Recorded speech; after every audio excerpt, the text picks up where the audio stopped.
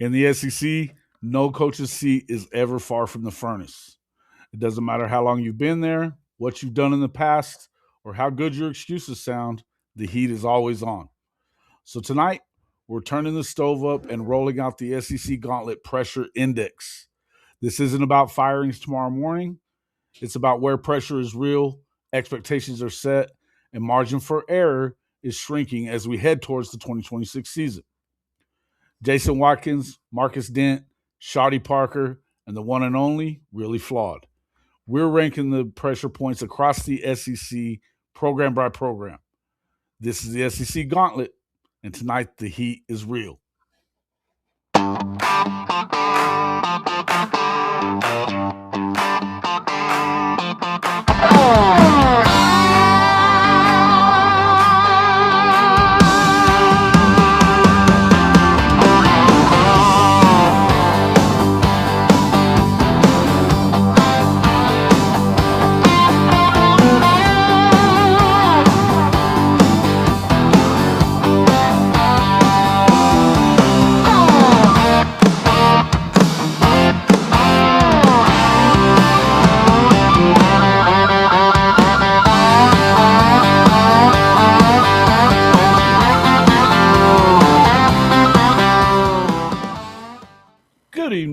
Good evening, and welcome back to the SEC Gauntlet. I'm your host, Jason Watkins, the Hall of Fame College Football, along with my co-host, Marcus Dent from 365, from Ole Miss 365 and the Gridiron Insight. And we have special guests in here tonight from the Really Flawed Football Show, Miss Really Flawed, along with our boy from Georgia, former Georgia wide receiver Thad Shawty Parker. If you love college football in the SEC, you know you're in the right place. So before you forget, smash that red subscriber button, like our videos, and don't forget to ring the bell so you don't miss a moment of the SEC Gauntlet Show. Welcome into the show, everybody. Marcus, another week. We got our first panel on the Gauntlet. Oh, man. Oh, definitely. Got two good ones tonight. Can I just say something? Yeah. You guys do a really good job of this show. Like I watch the playbacks every time, and I'm like, that was such a good show. So you guys do a great job. So like thanks for asking me to be a part of it, because I do. I watch the playbacks. I love the Tennessee one. Like, yeah, I watch all of them. So it was just nice to hear you all talk and do anyway. So I'm just honored to be here. So thanks for asking me. Well, thank you. It is very good to have you here, Ms. Flawed. We've been trying to get you in here for a while now. Shawty, you're back again. Second time we've had you on here, so we're excited to get you back in here and get your insight. We're going to talk a lot tonight about, hey, look, the pressure's always on for these coaches in the SEC. Some coaches seem definitely better in better shape than others, but a bad September is about all it takes to put you in kind of a heated up, a heated state of affairs. The furnace is we like to call it. But what I want to do is just kind of get a baseline for how we're going to do this pressure index throughout the year, and just where we feel like each one of these coaches got new coaches throughout, 6 new coaches in the league. Want to really take some time and just kind of say who's on the coolest seat, who's got the warmest one, and of course we know it could change. Like I said, I just want a baseline, so I want to kind of go around and kind of take a look at what you guys think about the coaches for your teams. Obviously, Really Flawed representing the Texas Longhorns. Woo, hook 'em! Oh, no? Okay. Not here? Okay. Oh, yeah. It's all right. You do whatever. You do it all here, baby. Yes, sir. So, yeah.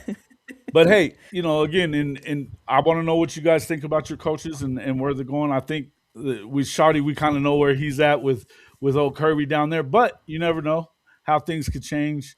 But I do want to know who you think is in the most trouble. And, Marcus, we'll go ahead and start with you. What do you feel like coming into this year? I think there's a few coaches probably that could theoretically be on the hot seat, but I would say that, like, with 6 new ones, I mean, Auburn would be the only one out of the new ones that I would kind of be like, hey, you never know with them. They could change their mind tomorrow and decide they don't like Alex Gold's. They could. My number one guy in the SEC is Shane Beamer. Yeah, mine too. I really think Shane is on the hot seat. Yeah, He had to yeah. go and revamp the offensive line. We all know that Lenore Sellers is a heck of a quarterback, and we just didn't see it last year. Offensive line play was horrible. Offensive play calling was horrible, and I don't think he wanted to do what he did, but I think he had to. And so, right, I got him as my number one. And he has the least buyout of the three that I'm talking about. I think his buyout sits around about 19.5. Um, that's not a whole lot. I mean, they can buy him out of that. My second guy might shock you, is Brent Venables. And I Well, think, I was thinking rather than going from the hottest to the coldest, let's go from the coldest to the hottest. I know I'm already in the middle right now, so I kind of feel you on that, but let's talk. I mean, obviously, we get those guys out of the way. Let me go to I go to the coldest guy, which is Caleb DeBoer. I think Alabama fans are they just unrealistic of what's going on in college football. You think he's got the coolest seat? Is that what you just said? Yeah, I don't. I think Beamer's seat is hotter than anybody. To me. Okay, I get that part. But after a 9-3 season and the way that they fell out of the playoff, losing big to Georgia in the SEC championship game, this is Alabama we're talking about. Yeah, it's Alabama.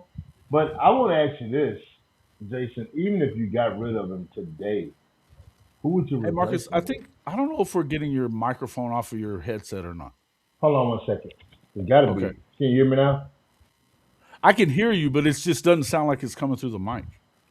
Yeah, it sounds like it's coming from his computer or whatever device. Yeah, it probably is. It's probably coming from that because I just got to wipe the heat because I'm upstairs. Okay. All right. Yeah, but like I say, I think, from what I'm hearing in Tuscaloosa, like they're not going to push the panic button because really there's nobody out there right now that they feel that can replace him. To be honest with you, so that's why I got him. I mean, I think he's going to have a better season. I think he's got a better quarterback coming up. We talked about that a couple of weeks ago. I like Hilo Russell a lot. Yeah, I do too. So I think he's going to make Take a big more difference. than Huh? Take more than that. Jump in there, Shawty. You sound like you got something to say. But Shawty, this is, and like I said, this is my opinion. You could flip him and Brent to me, but I just think Shane is on the. I think Shane could be out in the first 4 or 5 games. That's what I'm saying. Because if he doesn't win, they're not going to waste any time. They're going to dump him. They're going to be done with him. He's pretty much already out the door, if you ask me. You don't have a quarterback like Lenore. I agree. Just flop like he did. Yeah, I agree. I agree with you with South Carolina. I mean, I do think his seat is hot. I do. He's number one on my list too because for everything that you said. I don't know if they would part ways with him though during the season. They might. I don't know. But he's my number one for sure. But I'm gonna be honest with you. I think Kellen DeBoer is number 2 on my list because yeah, I don't see. My thing is yes, their expectations are too high. Yes, they're not giving him time to adjust. All of that is absolutely 100% true. But I also think that I've always thought, maybe this is kind of clouding my judgment. I've always thought the first person that replaced Nick Saban wasn't going to last very long because that's a hard act to follow. I mean, how do you replace Nick Saban? Like, let's be honest. How do you actually replace him? And so, but my other issue is it's not the losing, I think, that's getting Alabama. It is the way they're losing. It is the way they're competing to me that I'm just like, they don't even look like Alabama not being able to run the football. That just sounds crazy to me. Even if it's because they're not calling run plays, whatever the reason is, they're not running the football. They just don't look good to me. And I think because their standards are so high, that's why for me, I'm just kind of like, I don't know. I could see them getting rid of him just to get rid of him, honestly, and just move on to the next guy. Who that guy's going to be, we all know how college football works. Week 5, a new guy is going to come up and everyone's going to go, that's the guy. Like he's a new hot ticket. Like, so I don't know. I don't think DeBoer's seat is as comfortable as people like to think it is, just because I never thought he was the long-term solution. But that And maybe I that's can just my agree with personal. you. I can definitely agree with you on that because I thought the same thing. I thought whoever gets that job behind Nick is just a test dummy. I mean, that's kind of how I look at it. The next person might be a little bit more sustainable to stay there. I thought that person would be Dabo Swinney. I don't think that now. Not the way Oh he's done no. everything. You know, Yeah, I I think what a mean, mess. at one time that was his dream job to go back Yeah, that's home true. in Alabama. But right now, I don't sure. think the people in Alabama would take him. You know, and you talk about Brent Venables. You know, the seesaw Well, in hold there. on. And Let's I not don't. jump away from Caitlin just yet. I Oh know I got yeah, something to say about it, and I know that Shawty got something to say there too. yeah. With He's with sitting Caitlin, down there. He's yeah, itching, boy. Check him he's out. down there waiting. So let's not jump away from there just yet. Now hold on, because I think there's something to what really Fall said just now too about the way they've lost games. Hmm. Losing at home to Oklahoma, losing twice to Oklahoma at that. One of the times it kept them out of the playoff in the first year, and Oklahoma was putrid. This defense last year kind of it dictated what they were doing there, but I think the differences in what you're seeing, and you even hear some of the Alabama creators talking about it. This is a softer version of what you're used to seeing in Oh, Tuscaloosa, definitely, and definitely. and that is something that they are not okay with down there. And anytime that I think that he probably bought himself some time going to Athens and winning. But I think that if you go out there and you have another blowout loss or another loss to a team that you shouldn't be losing to, like Vanderbilt, for instance, that first year, it puts him in a situation where I definitely think that I don't know that I see them necessarily firing him this year, but it better not be the way that it's been at times throughout the season, or else he's going to be in deep shit. I feel like. What's a hot number for them to I bring think they him got to on? make the playoff. That's what I was getting at, cause I don't I get what y'all saying, but you got to tell me at the end of the day what you're talking about, because the man made the playoffs last year, if I'm right. Hmm. Yeah. He did, but Barely once though. and listen, he won the game against Oklahoma on the road too. You got to There's something win to for be about said for one that. point, right? Listen, there's Yeah. something to be said for they went on the road, got Listen, down 17-0, came I, back and won. I don't But I don't disagree with but then what they you got guys are blown saying. out in the Rose Bowl by a But for him to be the second on the hot seat, that's where I don't agree. That's all I'm saying. I'm not Yeah, saying I yeah. just don't agree that he would get fired next year unless you talking about him winning 7 games, 8 games, something like that. Yeah. And I think so. And my thing is too is I always look at how teams start the season and how they finish the season. You're supposed to get better as the season goes on, and I feel like Alabama didn't start that Florida State loss. Whatever. Okay, cool. We'll chalk it up. Whatever. Call it whatever. I don't care. But then at the end of the season, I felt like we watched that same team at the beginning of the year. So I'm Correct. just wondering, like, what I don't know. And I feel like that's been their routine last year too. So I'm starting to see more of a trend of like just the inconsistency. Again, if I was talking about any other school than the University of Alabama I was just post fixing Nick to say, if Saban, it's not Bama, are we having this conversation? no, absolutely not. No, but it's because their standard is so high. And again, if they are willing to reset their standard, then no, he won't be fired, right? If they're willing to say, I'm "Hey," not gonna do that. but I think that's, to me, that's where I'm kind of like, is this what Bama standard are we talking about here? How are they going to judge this? What are they thinking? Because they got embarrassed against Indiana. Let's just call it what it is. If you Embarrassed. winning 9, 10 games a year, I get it. It's Bama. But if that's the president you're gonna set, what they're saying to the next guy that's coming in.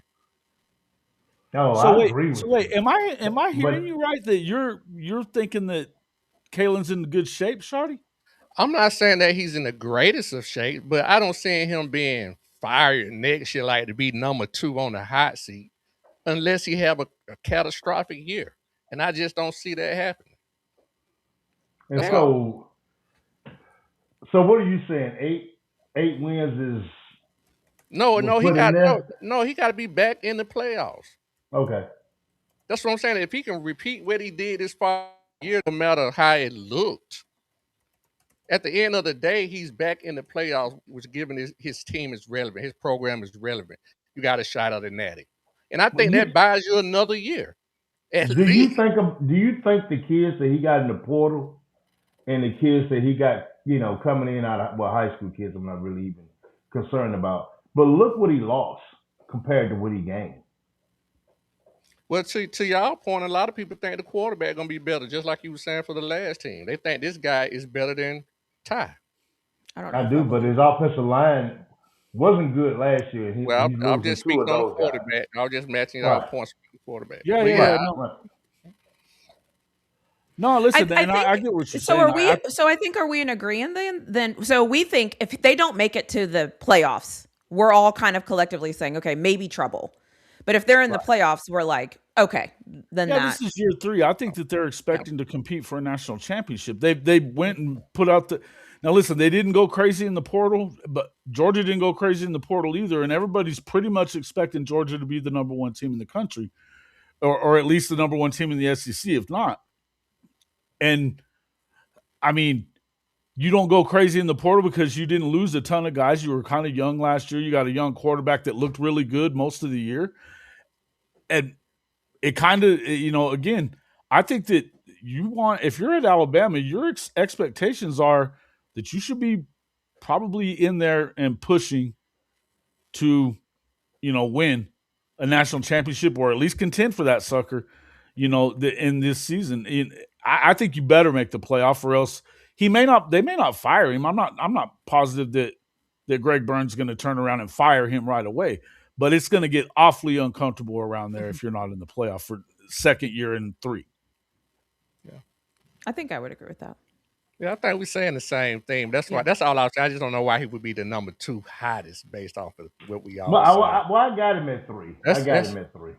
But I do agree with her. He could easily be number 2 in my opinion. Yeah. You're talking about as far as like, okay, but we're talking 1 to 16, guys, and I think we got kind of off track of where we were trying to be. Right. Coolest seats down from 16 to 1, and I mean, obviously, yeah. I think the 6, the new ones, are we? I don't have them on my list at all. The new ones. Do y'all have the new ones? On your list? I would say that aside from maybe Alex Golish, because of where he is at Auburn, that they're nutty. That I don't think they would get rid of him in the first year. I don't think they would get rid of him in the first year. They got even if he would be, he would be what, 11 or 10 or whatever. So even he still would be in that. I think what you're trying to say, Jason, you want to go from like 10 down, right? So like, who's the least likely to get? Going from 16 down, but we can. I mean, like I said, if you want to, we can kind of skip through. But I would tell you that number 16 to me is Kirby Smart.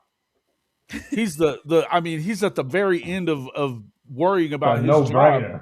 2 national championships. Yes, they've lost in the first round, but that's as back-to-back SEC champions. So I'm pretty sure they're not ready to pull the plug there. Just tell me. I mean, I would also, but then I would tell you that Lane Kiffin's probably right after that, followed by, myself. This is where I would go. I'd go Kirby, Lane, probably John Summerall, maybe Will Stein right after that. I don't think that they probably. Mike Elko, you ain't got Elko up in there. Mike Elko's probably somewhere up in there too. Yeah.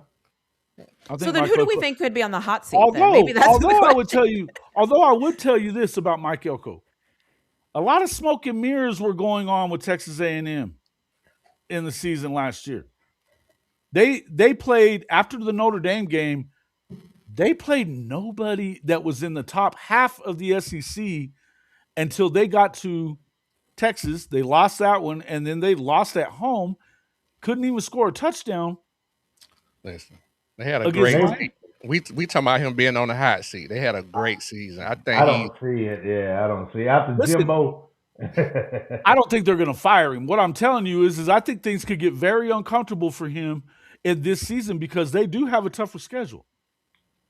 Yeah, that's college football. In my opinion, you got a guy that went to the playoffs after Jimbo and the craziness that that he did when he was there. I think they're pretty happy. You got some fans that's going to be Sure. upset. But I think the front office is Just happy with knowing, that. like I know A&M, I'm just letting you know that it won't be Yeah. as comfortable around there either if he doesn't start winning some games against some opponents that don't matter. Listen, he was this close to getting his ass handed to him at home by South Carolina. They were down 30-3 at the half. Now, South But Carolina was but they just bad won. enough to lose that game 31-30, but it could have ended very, very badly for A&M at the end of the season. They'd missed out on a chance to go to the SEC championship game. 2 years in a row of losing to Texas also means something to it at A&M. Believe that. Believe that. Hmm. I'm not I saying don't. he's in a lot of trouble, but it wouldn't take very long to get in there. I'm just saying I Look think at that he Shawty. would be in more trouble than what any of the brand new coaches would be. Any of the brand new coaches. I Oh feel like, yeah. yeah, I feel like the way we're looking at this is, I think there's a way that I feel after the season ends and based on the 2025 results. And then there might be another thought that I have that you might say, if so and so had a bad season, would he be on the hot seat? Because I think it's kind of different. Like, for example, if Lane Kiffin has a bad season, do I think he's going to be on a hot seat? No. Because no, he'll be fine. They got too And much some invested in him. coaches, Right. right? Some coaches, like if they have a bad season, they're not going to be on the hot seat. If even Kirby Smart, do I think if Kirby Smart went 6-6, or is he going to be on the hot seat? No, but I think you're going to hear people talking about it. I don't think they're going to fire him. I mean, that's crazy to even say that out loud. But I think that everybody has a different type of threshold, I think is my point. Because I'll say it about Coach Sark. If Coach Sark goes 6-6, absolutely they're going to be talking about firing him, right? Because the threshold's a little bit different. So I think it depends on if Expectations are a hell of a lot higher right there. too. exactly. So I'm wondering. I think it kind of depends on how we're basing this. If you're telling me based on their 2025 season, do I think some of these coaches in their hot seat is a That's different what I answer versus versus if you say, hey, they're 7-5. Okay, some schools 7-5 is not good enough. That's just not going to cut it. I I'll was put it to you basing this off, way. like she said, I was basing off their last season coming into this year. Where are they right now? Like right Perfect. now, coming into this year, Okay. everybody knows Shane Beamer is on the hot seat. We all agree with that, Smoking. Yeah. right? Fact. So that's Well, how I without was a looking at doubt. it. Yeah. Well, Not that's the easy necessarily. one. I'm just saying, but not necessarily. What type of year they was gonna have. Fair. I was just basing off where they had, what kind of how hot their seat was coming into this year. Okay. That's That how makes I sense. was looking at it. That makes sense. Yeah, So like right now, Kirby, like she said, to that point, no, Kirby would definitely be the least. He had the coolest seat in my opinion, based Mhm. yeah, off where he's absolutely. done. I've got him It number doesn't 16 matter in what he do control. this year, Yeah. Right. but I'm just talking about how I was stacking my coach. I was just trying to Okay. clarify the point. Like she made a great point how we was coming into it looking at it, and I think Yeah. now that we know how the parameters, it's a lot easier to see why we picking who we picking. Right. Sure. Right. Sure. And again, like I said, I mean, look, I figured that we would probably have a range of different areas that we're sticking each coach at because I think that some guys are probably a little hotter than others. I think somebody's bringing up Josh Heupel already in there. Listen, I don't think there's any way in hell that Josh Heupel ought to be on the hot seat. But I'll tell you this, out in Knoxville, they're already talking about shit like that because of the way that they finished the season. And it's crazy to me. I didn't say it was smart. I'm just And saying it's it's not dissimilar What to the year way is that this a for lot of him? this. This this is is year year 3. 6. No, it is not No, year 3. 4. He's Year 4. he was there in 2021. This Yeah, is he his was. sixth. This is his 6th year. He's 1 year removed from the playoffs. He's 1 year removed from the playoffs, but they went from having the best defense in the SEC 1 year to the worst, and that's what kept them from put them at 8-4. You lose to Vandy, that's not okay there. That's not okay there. And so Well, you you're started right. hearing some of these rumblings from not just fans but people that are high up enough that they start asking when Josh Payton starts getting questions from guys high up the chain at Tennessee about I'm not sure that this guy is the guy anymore, or at what point do we not expect him to take another step forward. Sometimes winning can get expectations that maybe they're a little out there, and I'm not and of every conference in the country, which conference is the kookiest about firing coaches? This one. Well, Jason, I understand what you're saying, and somebody brought up in the chat that he didn't beat a team that had a winning record. But I'm gonna tell you this, guys. You name a team that loses their quarterback that they have built everything around in the spring, and you go get another guy, and They you have the only number have one the scoring fall. offense in the conference, though, man. Understand that, but that's so. Who is that accredited to? That's accredited to height. Sure it is. You But when know, you're you see not, what but I'm saying? when you can't pair that defense, listen, we're about to have this same conversation when we start talking about Oklahoma, but only opposite. Oh man, I just, but like Can I I, say, man, can I say another coach that I think is safe? What is his name? Clark Lee in Vanderbilt. I think he's yeah, safe. Yeah, Mm-hmm. like I think he's probably cold too. I mean, yeah, he thought. I No, mean, he'd have been Yeah, frozen cold I at had 8 him in my years. He fourth was spot. 10. Yeah. you think he's on the hot seat?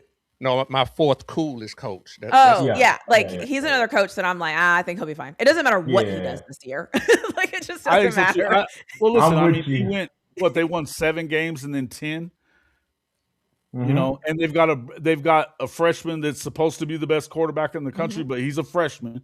He's a So the freshman. expectations, while I think you still expect him to win a lot of games, it should not be 10 wins again for him to. No, And it's still Vanderbilt. We still got to wait and see till they do it with somebody other than Diego Pavia, right. in my But opinion. even a 6-6 though for him, I think he's still fine but it's because Oh, I I just think think, yeah, like I he think bought he's himself 3 years, probably. yeah, Yeah, yeah, easy. Vandy's and different.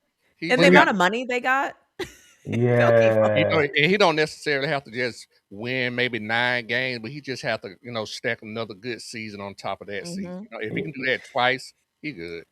and Yeah, Shorty, yeah. me and my business partner Dave Johnson was talking about this today. Which Dave worked for 24/7 for 15 years, 15 or 16 years. I scouted for the Army All American game when Bart was there. Bart Simmons is probably one of the best eye on eye recruiting guys I've ever seen in my life. Hmm. And when he went to Vanderbilt, he was over 24/7 Sports when he went to Vanderbilt. And when he went there as a recruiting coordinator, it changed everything. Although the money hadn't got there yet because the NIL wasn't set in stone at that time. But he has the best eye on eye for talent. Now he's moved to the general manager position. Him and Clark Lee are like best friends. They were friends in college when they were there. Hmm. I'm telling you, they're solid. And then the money The that money. Well, they're putting in that they just program, re-signed him too. They just gave yeah, him they just a brand new re-signed. contract, They which they is the just reason re-signed him. Yeah, Makes he's sense. cool. He's cool, man. Yeah, I would have He's come he's in cool here. as the frozen. other side of the pillow right now. Yeah, I would have yeah. told you, and I would have told you before I really got deep as I was into it, and I remembered that if not for the fact that they just re-signed Drink because his name was up for so many of these jobs that were out there, they just re-signed him and they've got him through 2031. And anytime he hits 8 wins, he not only gets a $200,000 pay bump from 10.25, but he also gets another year on that contract. So, Oh, that's cool.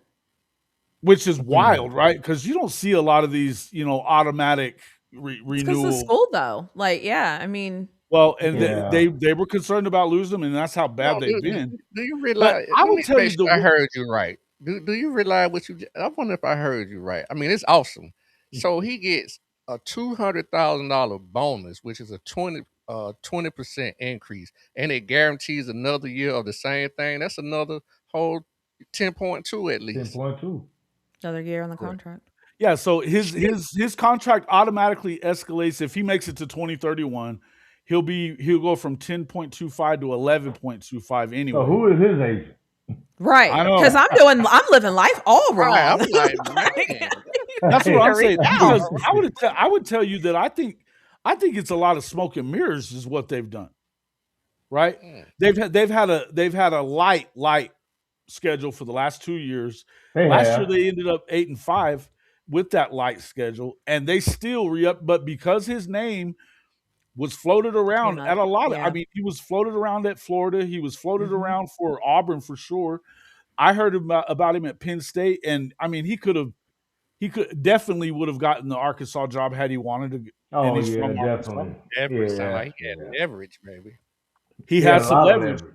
But the point is like in looking at that, I thought, man, I don't know why you would want to lock him up like that. But in my opinion, I think you could the wheels could fall all the hell the way off of Mizzou, and they're still going to let him go through 2027 without a doubt. I agree. For the money that he got tied up in him, yeah, they'll do it. It's crazy. They'll It's do it. crazy.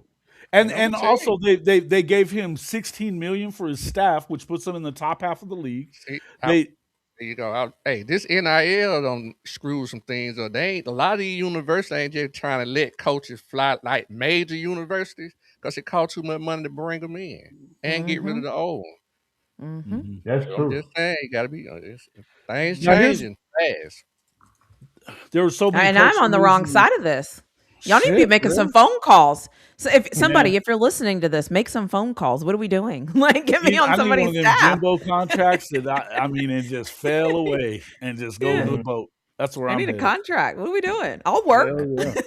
Me What too. are you going to do? Scout? Like, what is it? Break down something? What are we doing? I mean, Yeah, you got man. I'll analysts. go work for drink. Shit, he's got money to pay for his staff.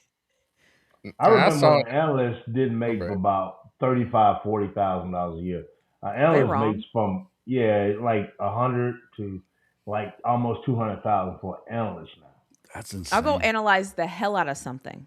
And I'll do. all this Listen, time- I'll do it for Arkansas. Okay, I'll go live I'm in not- what is it, Fayetteville? I'm not trying to start now, but I just had him on my list, and it's gonna be a talking point for me. Okay. Now I don't know if you want to say he on the hot seat, but I'm gonna say he could be on the hot seat because I think he got 1 foot in the door and 1 foot out the door. I'll Who? just And say it. I think that's Sarkeesian. I get this all the time. I was really- fixing to I ask Like, you just the same say it. question. I really do. I think and it's for good and bad reasons. I think he has a lot of NFL opportunities that may come about, and that keep whispering Definitely. comes. And if he can't do it with Arch Manning, I don't know if he, what I'm saying, they're gonna give him the time to reset. And he might just go on and get out of there. Wait a minute. So it ain't missing You this said- year, not like gonna fire him, but if it's almost kind of mutual, I want really to answer this question because I think that she's got plenty to say about it. Number one, I know this. Okay. I don't even think that she believes that it's as lovey-dovey around Texas anymore as it was last year coming in. Yeah, I think there's a lot of things at play here that I don't think people think about. So first of all, if Sark would have left this year, he would have had to pay back the university money because it was in his contract that way. And he all but made a promise to Arch that he was going to be here as long as he was here. So there's a lot of families you kind of don't want to screw over when you're in the football space, especially if you want to go to the NFL. It just happens to be the Mannings. So for me, everything that kind of happened this offseason, I thought that they did a great job leaking information to get people off his back, make Texas fans scared that he might go and all the things. Cool. I think this year will be interesting to see what happens because if I'm being honest, I don't think Sark 100% knows if he wants to go to the NFL and he's going to commit and go. I think it's very enticing. And I think because he's not sure, he flirts with it a little bit. So I like the kind of, when I say half in, half out, that doesn't mean he's not like ready for his team and ready, because some people take one line and they're like, oh my gosh, he's not focused. It's not that. It's just that I think sometimes like the NFL job is the pinnacle of the pinnacle. That's it. Like that's where coaches' dreams are made of. It's an easier schedule. They only have to work, during the season. Let me just ask you this to help you further with it. In the NFL, you've got one owner to deal with. At Texas, you've got a bunch of them. All of it. And, yeah. And I'm gonna give you two more reasons: a bad season and ego. Oh well, ego always. All of these coaches, they're all and a bad ego. season gonna help it out of there too. Yeah. I think the other thing too, though, for Texas, and this is going to be any coach, anytime you have a bad season, you're on the hot seat. So it's like, that's why for me, it's kind of like, Sark went 5-7 and people were like, let's fire this guy. It's going to matter. This is a joke. He went 8-4 and they were like, I'm still not sure. Like he wins the Big 12. They were like, he was another 8-4 away from getting his ass out of there. Right. Yeah, right. He was. That's the Texas. So that's why for me, like, I feel like at the University of Texas, whatever you think about Texas, whatever. One thing you have to admit is they have high standards and they will fire you if they don't feel In like a you're heartbeat. going to cut it long term. It's cutthroat. They don't care. And yeah, I mean, I think every time I make a list, I always have a Texas coach on the top 5 because they will fire you. Mhm. That's how they feel about their program. They will fire you. So Coach Sark being It's not this 5, Coach different. Sark, It's not different from Oklahoma either, as far as that yeah, they'll goes. just let you go. Yeah. So, and yeah, I mean, and but I also, that is why I always tell people my relationship with coaches is like the way it is because I've been in this for so long that I'm like, I ain't attached. I'm not gonna attach to these guys. Do the job. I'm gonna hold you accountable. If you do the job, great. And if you don't, you gotta go. You gotta go. I'm loyal to the program. So whatever Texas decides is what they decide. But a 6-6 season, of course. Even maybe 8-4 missing the playoffs, of course. So I might even say another 9, depending on how you get to the 9. But like you said, I think there's also an option here where they can mutually part ways and he can just go to the NFL and it doesn't look messy and it looks clean. And it's like, well, he got a promotion to the NFL, so it doesn't matter. I wouldn't be shocked. Yeah, real quick. Charles Crows Fly High. Thank you for the $10 super chat, my friend. He says, love the panel. Great panel tonight. Thank you first. Thank you, sir. Thanks. So those are my thoughts on Coach Sark. So yeah, it doesn't surprise me. I think all Texas coaches should always be in the top 5. Unless I it's would his agree. first year. Wow. Unless it's the first year. First year, they'll give him a break. Year 2, they will be ready to fire you. They don't care. Look, the Charlie Strong hook was close, and so was Tom. why am Tom I forgetting Herman. his- Tom Herman. They didn't fuck around with him either. They were 1 year removed from beating Georgia in the Sugar Bowl. They will fire you. They do not care. And they That's why I fired said his ass. all quickly. Texas Get coaches out. always keep a Texas coach in the top 5. No loyalty. Okay. In football, Texas, no, no loyalty. No. You either win or you leave. No, and that's yeah. Listen, and even if it's whether it's ridiculous or not, and we all know that it gets ridiculous at this level Very ridiculous. of college football. That it's it doesn't mean that it's the right thing to do, but it could happen. Fair. Mm-hmm. I mean, I think it's natural to go ahead and go to the Oklahoma side of this. There's people in the chat right now saying there's no way Brent's on the hot seat. I think you're crazy because Brent can very well get right. He may not be today, but that offense performs the way it performed this year, and they don't make a return trip to the playoffs. They may not just put him on the hot seat. They might fire his ass. Shawty, I see you down there, bro. Shawty believes this, and he's been saying it for a long time. Listen. There's one thing that this is the way a lot of people around Oklahoma, and I'm not saying this is me. I'm telling you that a lot of people feel like you traded all offense and no defense for all defense and no offense. You've got 2 years in a row of ass offense that got you in trouble. And look, maybe Mateer's a lot better in year 2. He's going to have to get better at a lot of things. And you didn't get anybody in the portal to back him up that is got any kind of experience to speak of, or comes highly, they were highly recruited or anything like that. Look, if your thought is that Mateer can come in and do the same thing that he did a year ago, run around like a lot of people will sit there and tell you, in order for him to be successful, he's got to run. Well, that running around got his ass hurt last year. It got him hurt before the broken thumb. I understand that the broken thumb was on a throw. I understand that. But it got him beat up for the rest of the year too, folks. And so you can't afford to have that happen again and still move forward. Now, do I think they're going to be better offensively? One would hope. And they've made some additions to the tight end room, especially the offensive line. But I would say this. It doesn't take long for somebody like we've got him right here in the chat. Sooner Cowboys is already calling for his head. I promise. It won't take long.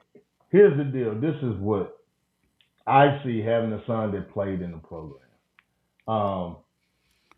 You're absolutely right. I feel like the defense heavy when it comes to how you balance the team.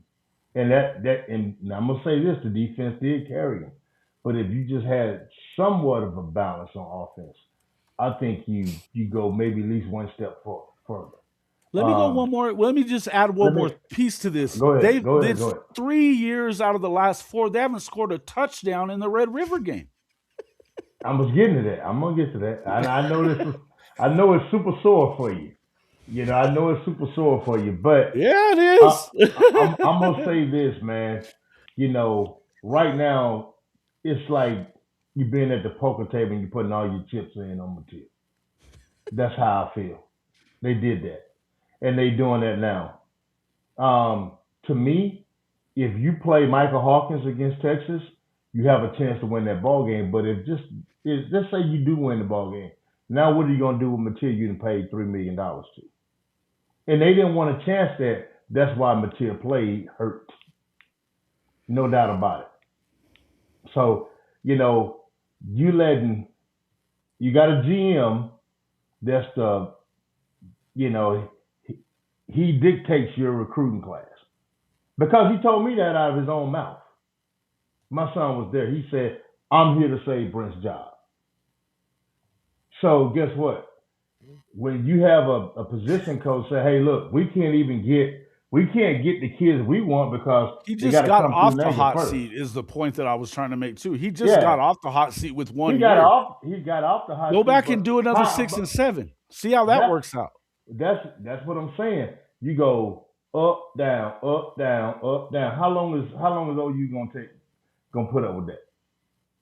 And he's had more down than he has up. Not as long as South Carolina. And you talking about the South Carolina team? Yeah, I understand that, but you talking about the expectations at South Carolina and Oklahoma? Two different things, man. There's no excuses for OU for the money and the resources they have to go 6 and 6. Point blank. And you agree with that, right, Jason? Yep. I absolutely agree with it. You're going to have to listen. I think he has to get back to the playoff, or he may not get fired. But there's a number that I don't know that. I think if you hit 7, you're in trouble. Where do you think he is on the hot? Where do y'all think? Where would you rank him? Right now, today, I mean, if we're looking at, he's got this defense is just as much. If the offense is serviceable, and serviceable is like competent is probably a better word. If it's competent, they have a good enough defense to win the national championship. They do. The only thing I say about the defense is they're just not as deep as they were last year. I don't know. So this is my train. I don't think. I mean, they got a great defense. I'm not. Fantastic. I just don't think they're as deep as they were last year. Not with guys that have already contributed, but they got a lot of guys they like. Yeah, I'm talking about who actually played is what I'm saying, Jason. That's all I'm saying. Go ahead, Shawty. Go ahead. Oh, well, I was just going to say my train of thought is this. BV coming off a playoff season. I think coming off that season, he's not on the hot seat. Of course, if he have a catastrophic season, a lot of coaches going to be on the hot seat. You know what I'm saying? I think we already said that. But based off of what he did last year, I see him, if he win 9 games, he'll be back for another year. I don't think he even have to make the playoffs for him to get fired. I'm saying I don't even think he have to make the playoffs to Wait. I didn't say 9 games. I said there's a number that if you get to that number, he's going to be in trouble. And we're talking. But we're talking about him being. It may not even be 6. It may not even be 6. No, listen. I'm telling you that if it's below 8, if it's 7, it might not even be hot seat. It might be ejection seat.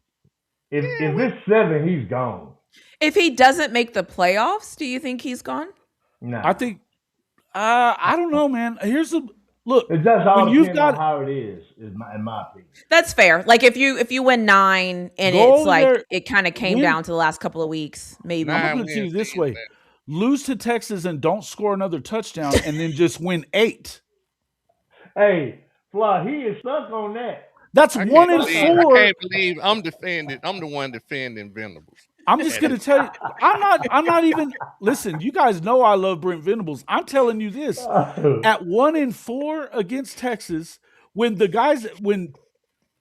you replace man, somebody that had won y'all gonna have 6 to in make a another row, category. Y'all gonna have to make another category because bruh. it's a lot of coaches. If they only win 6 Lincoln or 7 Riley, games, Lincoln won gonna be on the hot 6, seat or get fired just like him. bro. I'm just saying that's a Lincoln won whole 6 different in a row against Texas. 6 in a row. man. Hey, Shawty, he's not gonna let it go, bro. Yeah. It's not even losing. It's losing and not But, having a fucking touchdown. but it's like we asking who on the hot Excuse my seat, but language. I'm sorry, but it's like we asking who on the hot seat, but you on the hot seat if you lose 6 or 7. You know what I'm saying? Like it's like Oh man. So he's not on the hot seat.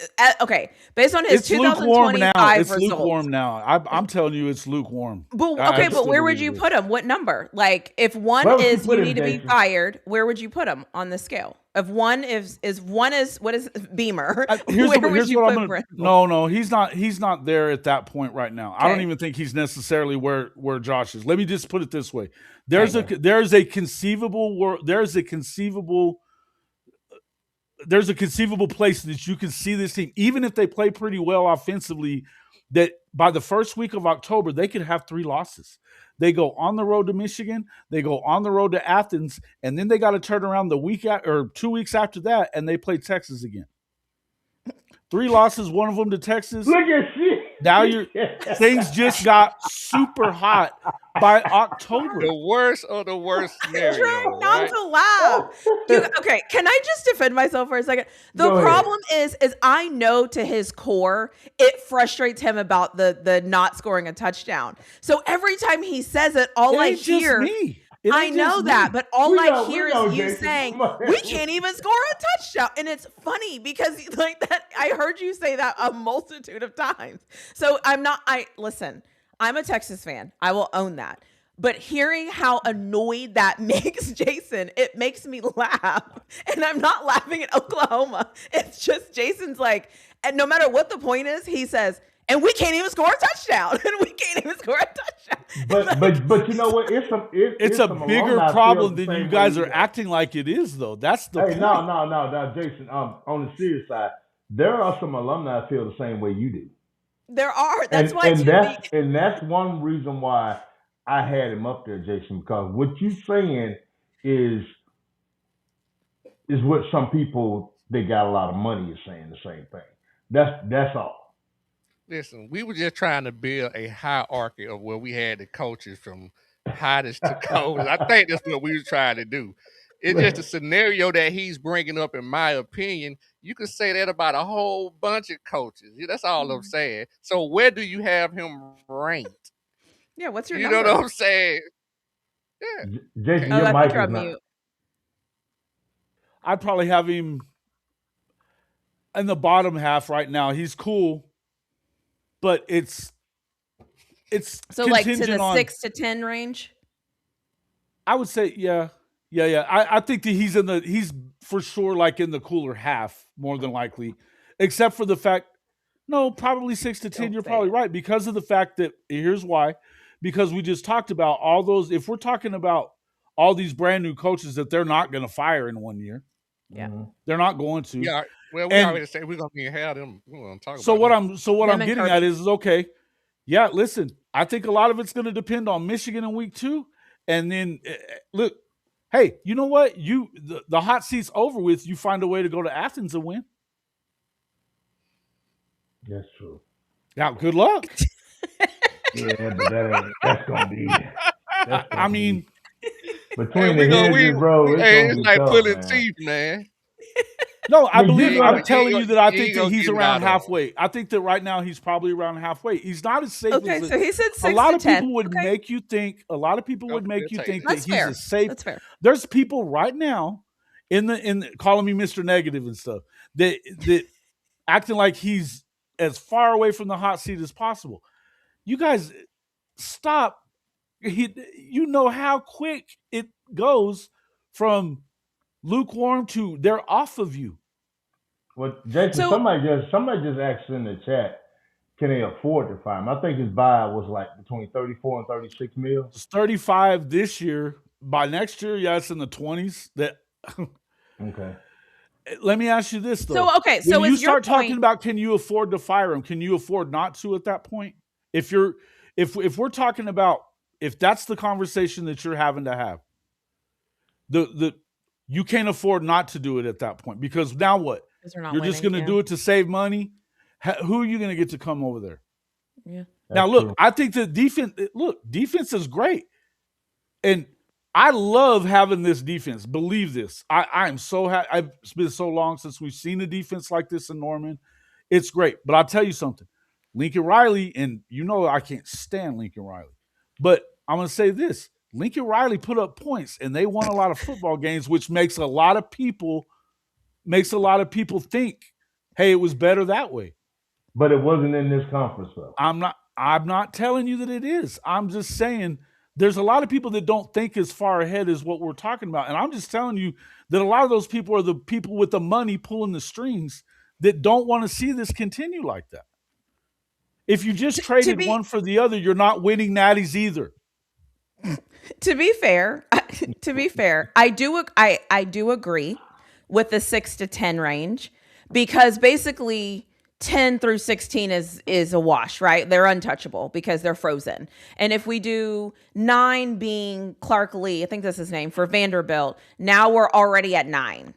So technically you're not wrong, in what you're saying. So I think the point that you're making though is you're saying is he's not on the hot seat per se, but he could very well crawl there as the season goes on. Jason, I got a question. He's October 10th away from being on it. I got a question, Jason. I got a scenario. I'm just putting this out there. Scenario he gave out there, he's speedballing the hell. If he doesn't score a touchdown. So Jason, let's just say let's say Lev wins 8 ball games. They go 8-4 at Mississippi State. And Brent Bonds, he goes 6-6. Do you think OU will come after Lev? No, I think they're chasing Josh Heupel. People are asking me who replaces him. I think it's Josh Heupel. Yeah, I do too. I really do. But there's some. But listen, Josh. There's some bad blood there, though. I would really do that. Yeah, do y'all want Josh Heupel? Yeah, I think there's a bunch of people that do. Yes. But now you can just switch back. Now we just talking about how their defense is going to be trash this year. Early in the show. No, it was trash last year after being number one. Yeah. But they went and got one of the best defensive coordinators in the country, bro. Yeah, and they got a good coordinator too. Yeah. All right. Hey, go OU. Listen, you think he wouldn't come home? I'm just saying he ain't high on my list. I'm just telling you they asked who they would go replace him with. I'm telling you who it would be. Well, you got GJ Kinney. I'd love it if it was GJ Kinney, I'd be all for that. Believe me. Yeah, I think he's the next up and coming. He's at Texas State right now. Mm-hmm. And I think he's a pretty good footballer. What about the guy that's at UTSA? Jeff Traylor. I can't think of his name. Yeah. Jeff Traylor. Yeah. He's really good. He's really good. I like Kinney better. I like Texas State, GJ Kinney. What was Jeff Traylor? Trace Traylor. Okay, mm-hmm. I need to. He's killed it. He's been a killer. I mean, he's legitimately maybe built a little that tight to Texas for most Oklahoma people's liking, though. Oh, see, fair. was like, we do not want him. Oh, I mean, I'm just saying he's built that he literally built the program. I mean, like there wasn't one. Like yeah. I mean, and that's Stephen G. And Stephen G. may be right about this. I've actually heard that it wouldn't be anybody that's a college coach at all. If you look at Jim Nagy, he's an NFL guy. He knows NFL dudes. I don't like the NFL coaches coming down to college, but that's my own personal opinion. I'm not saying that I love that either. I'm not even – listen, I want to make this clear. I don't want Brent Venables to get fired, folks. Yeah, you want to win. Not any way whatsoever. You want to score a touchdown in the Red River game, and then you want to win. Yeah, I want to see them win the Red River game. And right now, Right now, it's tough. Well, Okay. Well, what if it is 6-3 and you all win by a field goal, but you still don't score a touchdown? Would you be mad? No, a win's a win. A Okay. win's a win. Okay, that's fair. But I'm not gonna tell you that there wouldn't still be some people like, what the fuck can you not score a touchdown there for? Rightfully so.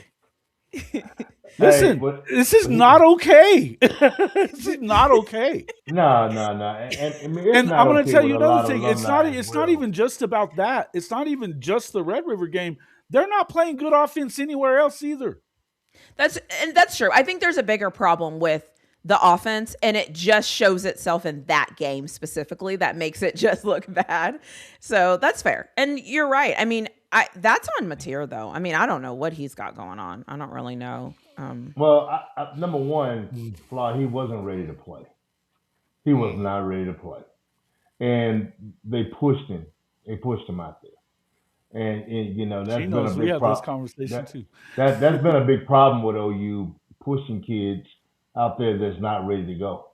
And you know, I think they addressed that in the offseason a little bit. Trying to get wins, man. That's that pressure.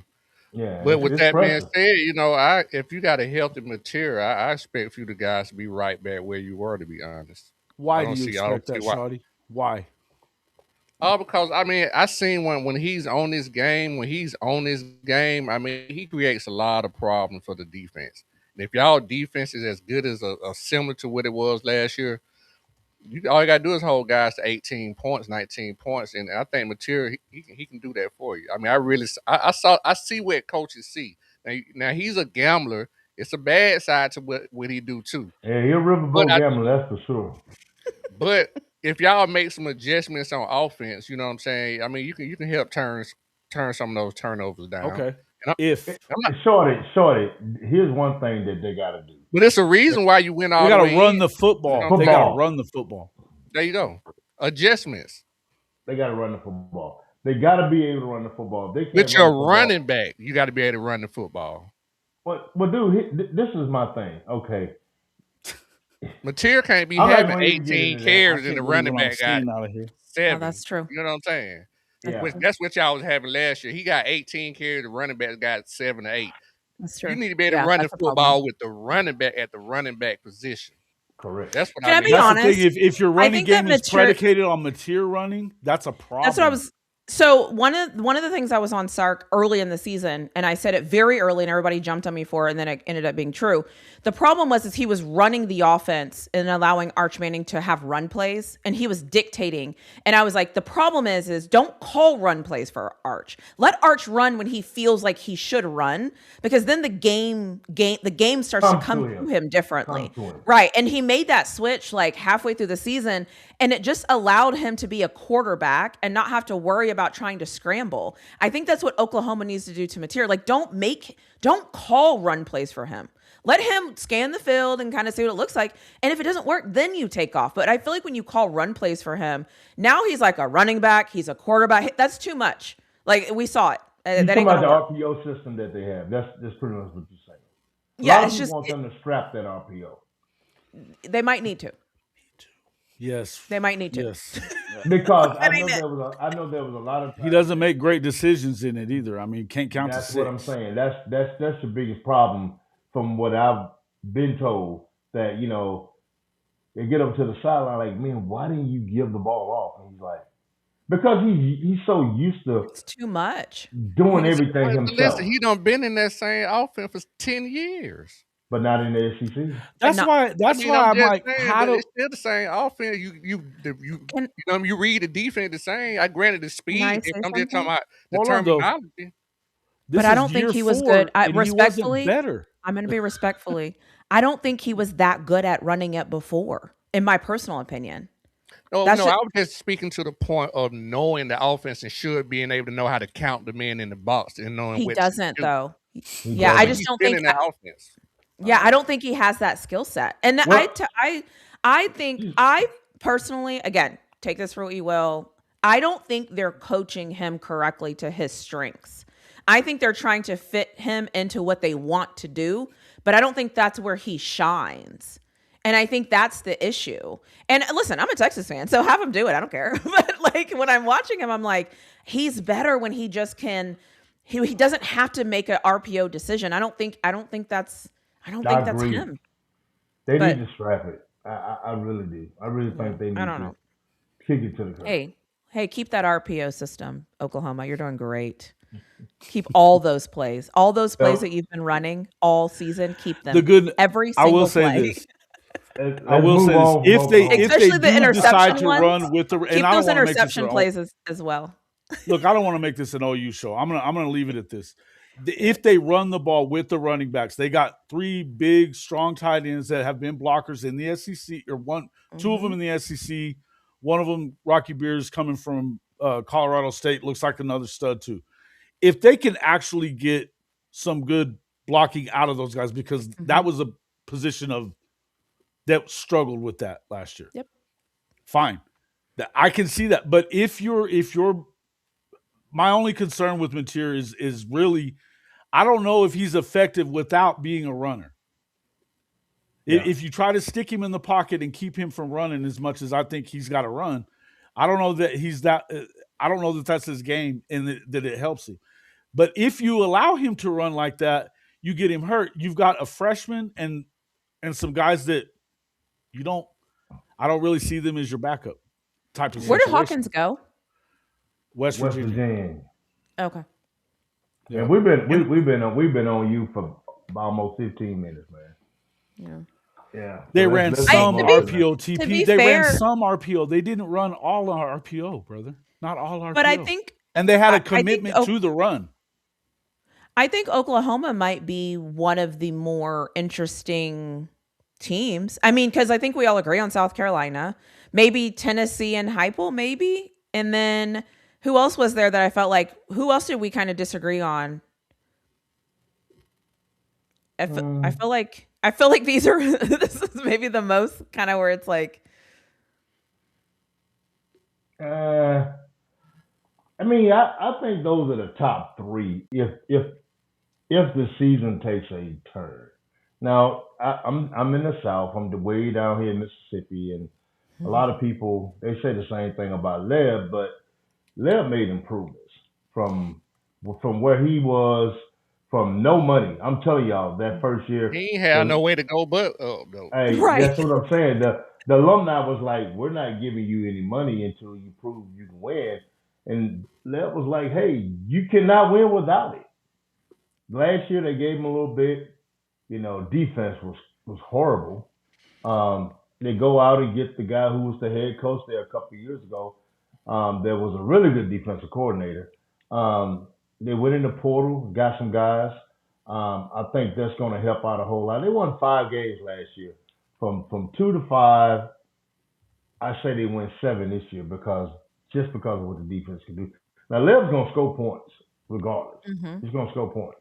The defense has to get better, but they do not have the money um, that Oklahoma and Texas is spending on kids. So the best thing you could do at a place like that is you got to lean heavy on your evaluation. Period. Texas has money. A Oh, whole lot of it. They call it moolah in some places. somebody called Texas broke the other day. I was like, I'm never talking to you about football ever again in Oh life. no. like, Broke. like you clearly don't know anything. I get that you hate Texas, but like, let's say factual things.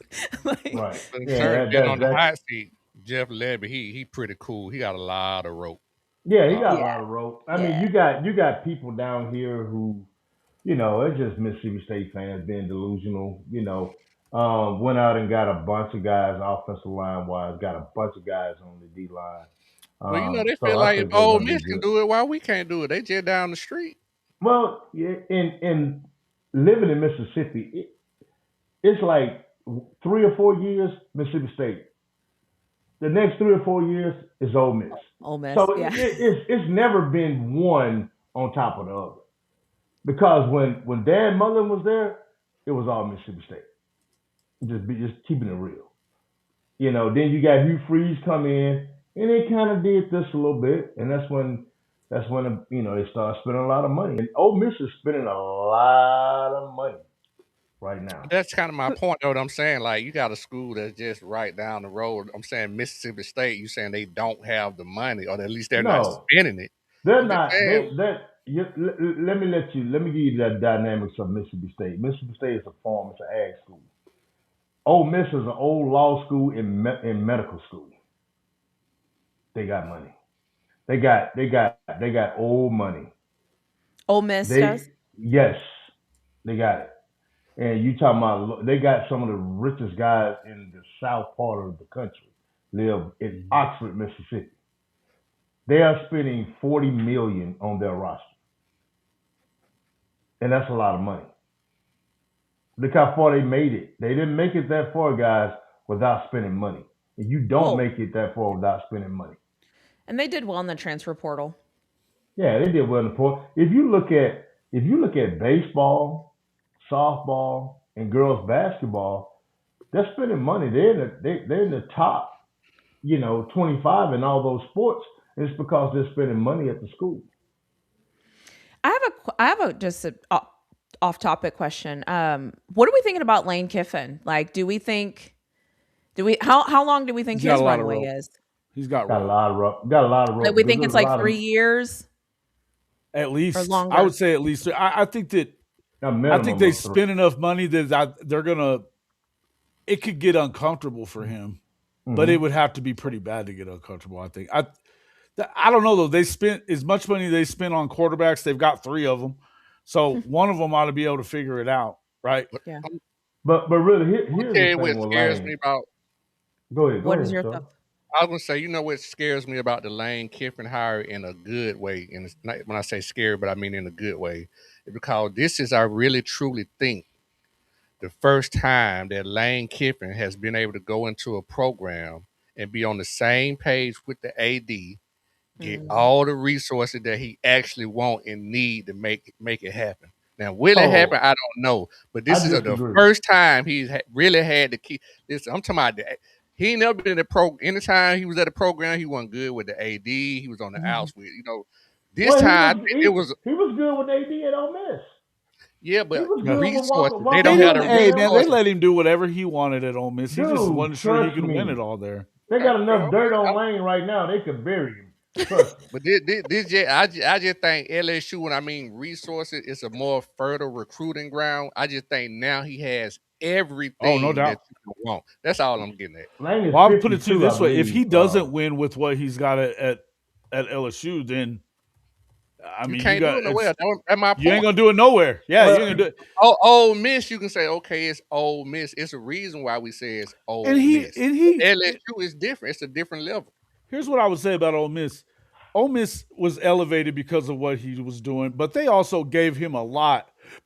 Huh. They spent a lot of money everywhere he wanted to spend it in the portal. They were giving him the resources.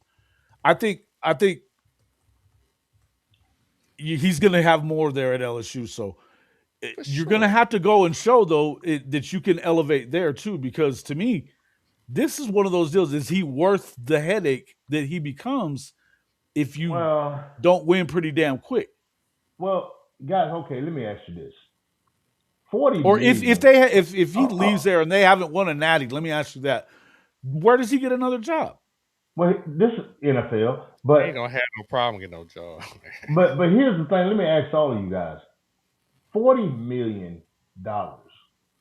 You get the same athletes at anywhere for 40 million.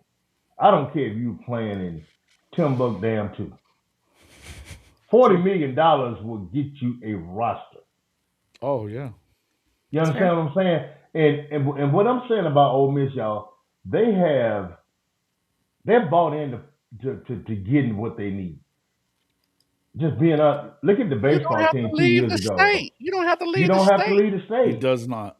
No, he Yeah. does So not. that Bro, That 40 now million that's goes a true. long way. No. what? I'm trying to tell you. Now, only thing about Louisiana, this is what's crazy about Louisiana.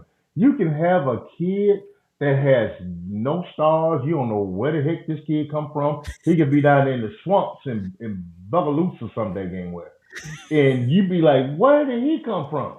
They've got a factory down in the swamp somewhere that produces Nobody knows about. receivers year after year after year I'm after year. telling you, You don't know man. who the hell they are until Shorty, they I've been in show this up. business for a long time, And Yep. I have never seen a place where kids just come up out of no damn where Hmm. At that every didn't go position, to, but especially that didn't receiver. go to camps. But I can tell you this: this is something that what's his name? Come on, help me out. Ogeron done. Now, this is what Ogeron done. He put a Yeah. fence around Louisiana. So you know what Sure. he did? You know what he Same did? thing that same thing that Nick did. Well, he when I say put a fence around him, he went to all these schools from Grambling to La Tech to all of them. Guess what? You did none of them didn't have a maker camp. Guess why? Because Ogeron paid him $34,000, $50,000 here. So what he did, he put a fence around it. So because they was gonna get the best kids regardless, and BK came in and BK shorted some of those schools, Hmm. gave some of the schools money, didn't give some of the other schools money. So now people are being able to come in to Louisiana. I agree, and it's something that's crazy. And I heard this from Matt Moscano talking about this one day. BK's off recruiting cornerbacks that are 3 stars from Las Vegas. You can throw a rock outside of the stadium in Baton Rouge and hit a thousand of those kids. Man, you can Mhm. take Listen, Lane you can Kiffin has left a score. I'm sorry, I was reading the comments. Lane Kiffin has left a scorch everywhere he don't left. They don't stop him from getting hired. Every time he leaves, he get a better job. Yep. Yeah, but he didn't scorch anything at down in Florida at what was it? Which one was he at down there? Florida Atlantic, FAU. land. He Yeah. did fine there. He got the job at Ole Miss. Now he did burn him at Ole Miss, but did he though?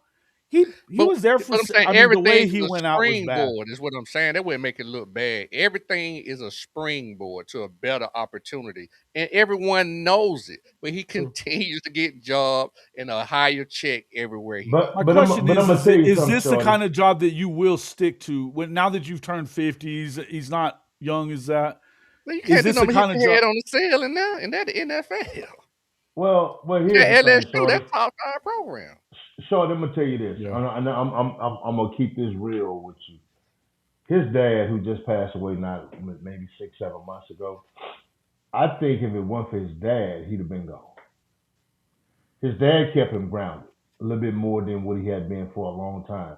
And I think his dad told him, "So son, look, you need to stay here."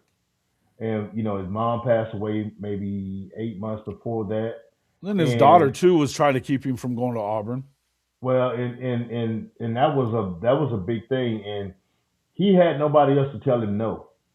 I'm just being honest with you. And I believe if that Florida job had it came open the year before that, he'd have been gone then. So what? So I yeah, just think I I don't know. think I just I don't think trust him. money I just it's too much for me. Like, yeah, I I mean, don't. I'm just saying, so Now, I would not and send my Listen, the guy child to still play hasn't football. won anything though. I will That say wasn't Me that. what we're either. That's talking he about. hasn't. He hasn't. I mean, you take Pete Golden. Pete done won 2 playoff games with Lance and Right. one Indy. The guy, that don't change the fact he continues to get better jobs. It's just what I'm saying. That's all I'm Yeah, saying. no, I'm no, not no, no. agreeing I'm with not. I'm the not. ethics. I'm I not. wouldn't let I'm my not. child go play with him or nothing. You know what I'm saying? Because I don't trust him. You know what I'm Right. saying? That's Well, my thing. Yeah. Right. well, that's the reason why my son did not go to Ole Miss Yeah. in the first place. He was Ole Miss headed that way, and my wife said, "I don't trust Mm-mm. the guy." You're right. And we already had a relationship with Lab. He was at OU. We already had a relationship with Coach B and Phil, and he ended up there. But it's just that it was something about him But that my it's wife documented didn't though. trust. It's Huh? documented. Look at this. I mean, it's documented. It's Right. public information. And and I don't know if you know this, Shorty, but my wife played for Pat Summitt. So she understands what a coach supposed to look like and how a coach supposed to, approach parents and things like that. And just didn't feel comfortable. Now that doesn't take anything away from him being a great football coach. I think he extra knows he's as good as it comes. I don't think in putting together a team, he's damn good. But I Yeah. think it was some off the field stuff. And It's the the way he loyalty. handled it's the loyalty is what a lot of people will look at. But then when you got 40 million to give, some people say, well, you know what, that lawyer stuff don't mean nothing to me. I'm gonna take this bankroll. look, man. I think he looked at it, and Coach O had a lot to do with that. I think too, pushing him towards that direction. Yeah, to try to get him to take that job as well. He got all love for him. Hold on. I ain't gonna Coach O wanted him to take the job, and they're buddies. No, but I'm saying, but you don't take the LSU job over. Oh, you have to take the LSU job. Yeah. What are we talking about? You have to take it. Yeah, you got to take the job. But what you don't have to do is do it the way that Lane did it, though. Yeah, it's kind of a little tacky. Tomato. Yeah. It was a little tacky. You don't have to. You do not have to do it the way that he did. That's who he is. Yeah. No, you don't. You don't. Yes, you take the job, 100%. And like, I think just let the coaches do. Like, I feel like with Lane, it's like a control thing. He has to control everybody in his orbit. And it's like something. College football coach isn't like that. No, I know, but like, but you're the one jumping. But you're the one jumping around and making everything complicated. But yet you want everybody to bend to your will. So it's like, I don't know.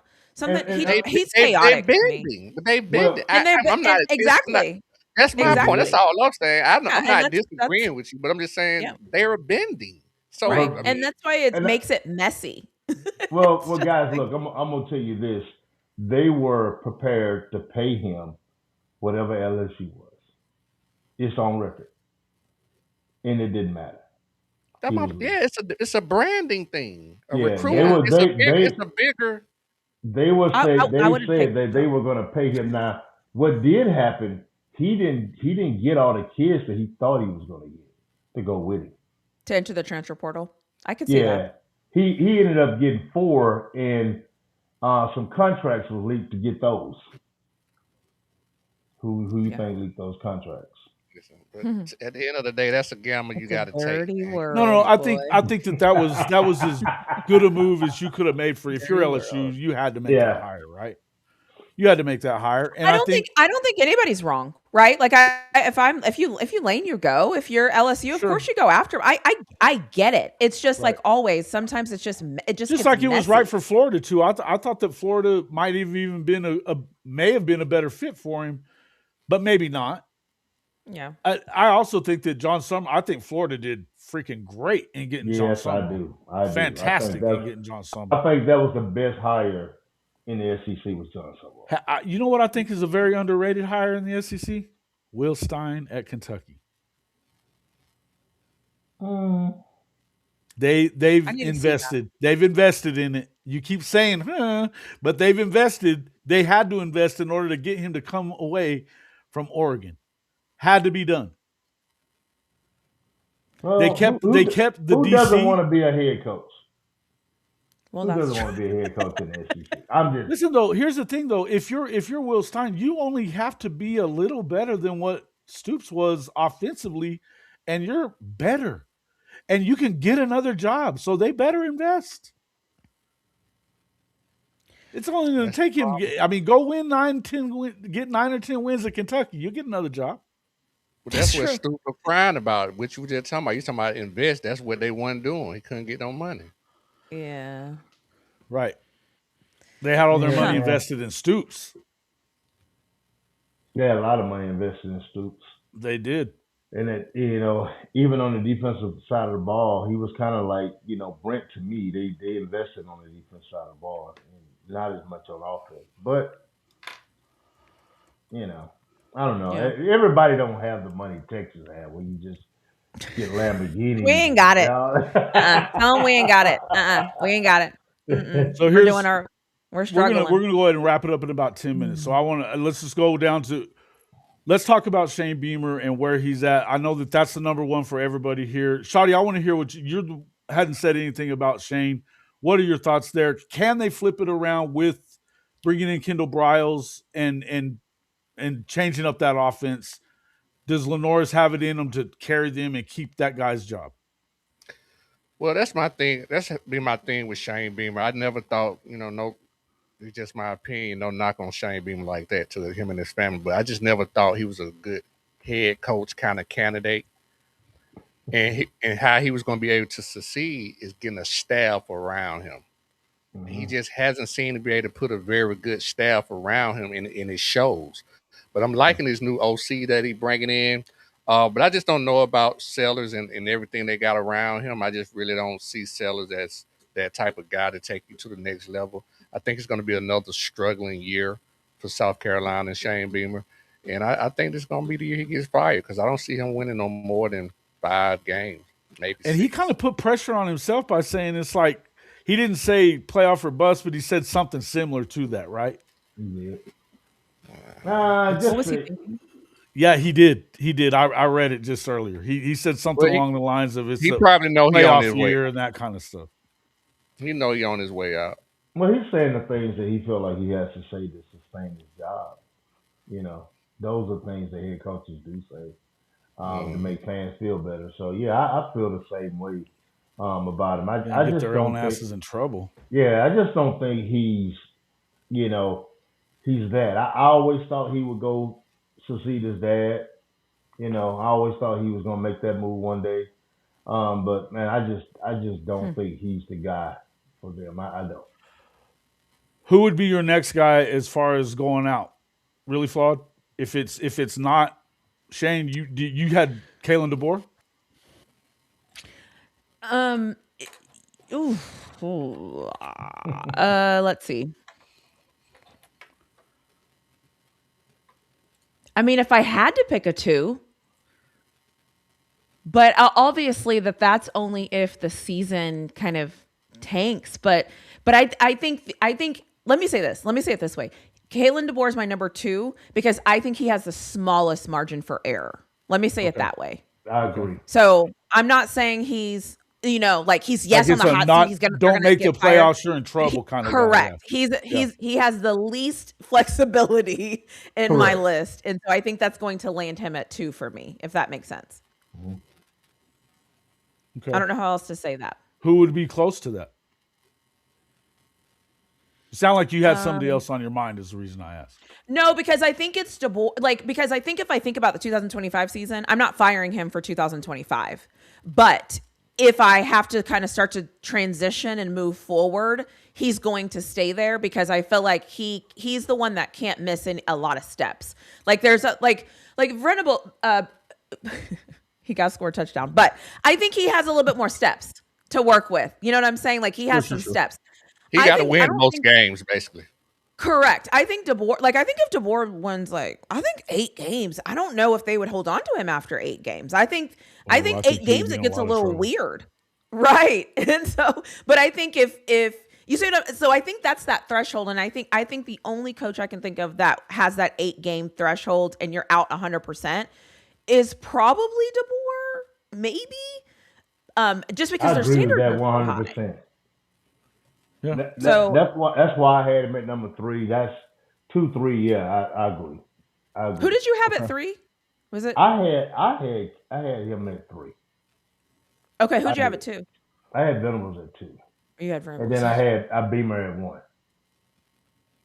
Okay. Because all three of those programs, except for the first one, except for Beamer, South Carolina. But now remember, I wanted to say that.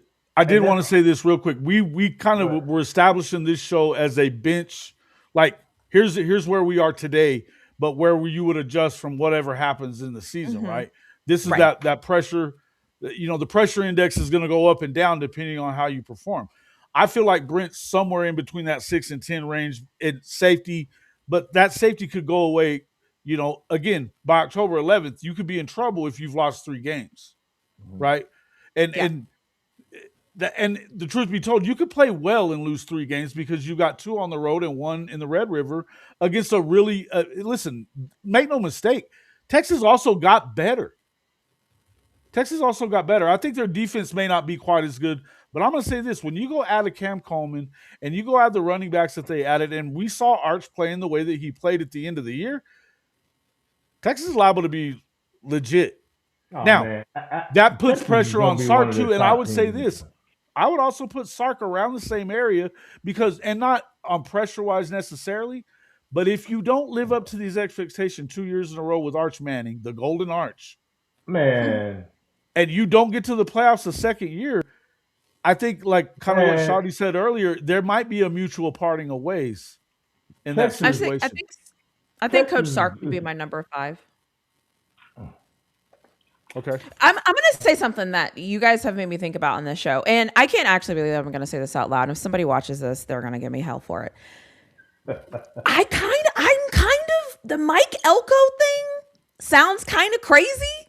It sounds a little crazy. Okay, I'm aware that when I say this might not land right now today. You finna hate on Elko. Oh, but here it comes. Here it comes. But here it comes. I mean. Because my thing is, okay, to Texas. Lose again to Texas. Well, I don't even think it's that. So when I look at these coaches, just for context, sometimes I think that it is everything that you put out there. Yes, the loss to Texas isn't great, but like if I'm looking at everything you put out there, right? You lose one game in the regular season. It's to your rival. I'll give you that loss. That's fine. It's fine. But then you get to the playoffs. You have a home game. You look terrible. Your quarterback looks terrible. That same quarterback is coming back. I don't know how much better he's going to be. So what is that actually going to look like? Their bread and butter was Plus you lost your coordinator to a head coaching job at K-State. To Kansas State. Your offensive line was supposed to be your center. Now I don't want to say he's on the hot seat. It's not crazy. It's not crazy. I don't want to say he's on the hot seat. But when I think about just the tangible like things, that could go bad really fast. Folks, that's the point I've been trying to make all night. I'm not putting anybody necessarily in the middle of the hot seat right now. I'm telling you that there's a hair away for some of these guys. He's you're a loss or two away from being deep shit. What did they say? He's a couple of bad ball bounces away. Like the ball slips out of the quarterback's hands and somebody scoops and scores. Let me ask you this. So how many games he need to win to not be on the hot seat? I think he better be going back to the playoff. Yeah, I think he's got it. I think he has. How many games he need to win? So this committee, I don't know what the hell they got going on, but so I'm thinking 9-10. I'm thinking 9-10, and I think he needs to be an SEC championship conversation because my issue is they got rid of Jimbo. Because Jimbo was good, but he wasn't quite good enough, right? So now Mike Elko is he's getting there. First of all, he don't re-stabilize the program. That's the first thing he did. Then he just took you to the playoffs. Well, so and again, I'm saying this, and if some people hear this are going to be so pissed off that I said this verbally, I think outwardly it does look like he stabilized this program. Absolutely, that is how it looks externally, 100%. Outwardly. Mm-hmm. I'm just going to say that, and I'm going to nod my head. I'm just saying. Because there's some things that are happening in Aggie land a little bit right now, especially after that playoff loss, that people are kind of like, bruh. Well, this is college football, and I'm gonna take a phrase from H-Town. There's a thin line between love and hate, baby. Especially in Aggie land. Especially in the SEC period. You gotta get them folk down the street some credit. No, like I said, I'm just kind of telling you what I'm seeing and hearing, and people that usually are just like on board and like whatever. Where's the money? When do we pay? When do our tickets come? When do we? Look at what Dave's saying right here. This is exactly correct. They were all hired to end up being fired at some point. They all were. It doesn't matter who you are. But at Elko's point, hasn't they got better every year he's been there? Hold on. So yes, they've gotten better. They've gotten better, but who did they beat that was good last year? That's not what I asked you. That's not. No, they have gotten better, but I think we need to level set the. Man, if he keep. No, I think we need to level set the program, though. What is your expectations of the program? If your expectation is just to continue to get better, well, how much better can you get before getting better means you got to go to a championship game? Like because how much more better can you continue to get? I mean, if I'm getting better, I don't care what margin is by. You're not going to fire somebody who's getting better. Now, granted, everybody's going to cap out. I get you, what you're saying. That's all I'm saying. If he went 11-1 this past year, if he go 9-3 or 10, I mean, you in pocket. Everybody can't win the national championship every year. Only one team win it. Well, I'm not even talking about that. I'm talking about like maybe the SEC one or getting to another playoff. Like I think he has to sustain what he's doing is my thing. I think he's got to. 9-10 wins is sustained. That keeps you in the pocket. If he in yes, terms of but I SEC. think once you get to that 8, I'm like, okay, let's see how Oh this is yeah, going to happen. yeah. Let's see how this is going to work. So that's all I'm saying. Do I think he's going to be fired tomorrow? No. Do I think he's going to be fired week 3? No. Unless they come out and like just lose 3 games in a row. But I definitely think if I'm keeping an eye out, ear out, and just kind of paying attention, I'll pay it. I'm listening. I'm paying attention. I That's get it. it. I get it. I get it. Hey, Jason, how many did we have in the chat? Did Sean? Let me see. We have had, man, these analytics are acting weird tonight, but let's see. Back I can't see any of that, so I later. don't know. Back now. So, because I had kind of put mine in quads. So I'm thinking, so like, Ooh. there's basically about 4 coaches that could go 8-4. Not saying they're gonna get fired, but they're gonna be on the hot seat Give me those 4 right quick. coming into next year. Right. Who are those Brent 4? Venables, Sarkeesian, who they got? Mike Elko Caleb DeBoer. and Kalen DeBoer. That's 4. That's reasonable, man. That's it. Here's the thing. I don't even know how many would get fired. I think the chances are you may lose what I'm one. saying. Like what I'm saying, like 8 games, they're gonna be possibly they definitely coming into the next year in the hot seat for sure. I agree with that. And 100%. I don't Maybe see not but necessarily one team. fired. If I you don't don't, think if one you don't, team. if you don't perform, absolutely. And Right, something and that's you're what also I not consider hot remembering. seat. I'm not saying Adding fired. that I'm ninth saying game, the seat's getting hot. Right. adding that 9th game to this schedule in the SEC is also going to be detrimental to some Terrible people. mistake. Yeah, I think that was a mistake. Watch and see. Hey, I'm gonna tell you, and I agree with you guys, but I do think Alabama go 8-4. I think he's the DeBoer ain't only getting one fired. that get canned. Well, she said he definitely has the least margin for error for sure. I agree with that. I think he has. 100%. So I was just trying to. I've been writing down notes. I've just been trying to categorize how I want to look at these coaches. Yeah, I like that. I like how you said the 8-4 group, like the 8-4 group seats getting very, very, very hot. Yeah, Right. I like that. Okay, and depending on who's available, that seat might come available because there's somebody out there. I think that's fair. Who do you have in your second group? Second meaning in terms of hot. So not the 8-4s. Yeah, who would be the next group of coaches that you would have? With worse records or better records? I just want to make sure I'm understanding you right. Just in general. I don't know. I don't know how you've labeled it. That's I guess I'm really asking. Because I had coaches who were just basically safe. I mean, they would just have to be like win 5 games, 6 games. Like Kirby Smart, I think is going to be safe no matter what happens next year. I think Lane Kiffin is going to be safe no matter what happens next year. I think Clark Lee is going to be safe no matter what happens next year. Even if he wins 6 or 7 games, I still don't think his seat is going to even warm up. And I had Mike Elko in that group until, but I'm flipping some things around. But I figure Mike Elko, if he went even 8-4, he would be fine too. Because again, to my point, I think coming from where Texas A&M has come from, I think he's stabilized the program, and every year he's getting better and better. But he would have to have a terrible. I'm just saying. I'm just giving my opinion. He would have to have 6 wins or something like that for his seat to get hot. What about the money they have put into this program? The facilities, the money for NIL, they go and get dudes. What is your excuse for not winning at some point? What you mean? He just won 11 games last year. Yeah, that's what I'm saying. You're not winning. He just won 11 games. Again, after the Notre Dame game, tell me the good team that they played. I'll wait. It doesn't matter. Yes, it matters, Shawty. It matters when you end the season getting beaten up by Texas and then getting beat at home in the playoff game and not scoring a touchdown. It matters. You play an SEC schedule. You won 11 games. That's bro. I'm gonna read you the. I'm just gonna help everybody out. I know what it was. I'm just talking about that. What I'm getting at is at the end of the day, I'm just saying I'm not talking about. You know what I'm saying? How the ingredients in the cake. We know we got a cake and it was baked. That's all I'm saying. Like he won 11 games. Them facts. I don't care how you want to tear down the schedule. Okay, that's all well and good. But when you get beat at home like that, It's kind of the same thing. I'm just you didn't even score a touchdown in it. Yeah. 11 win season is Auburn, a great season for Mississippi State, anyone in the Florida. SEC. Auburn, Mississippi State, Florida's their best win. Arkansas, they barely beat Arkansas. They beat LSU. Okay. Mizzou, South Carolina.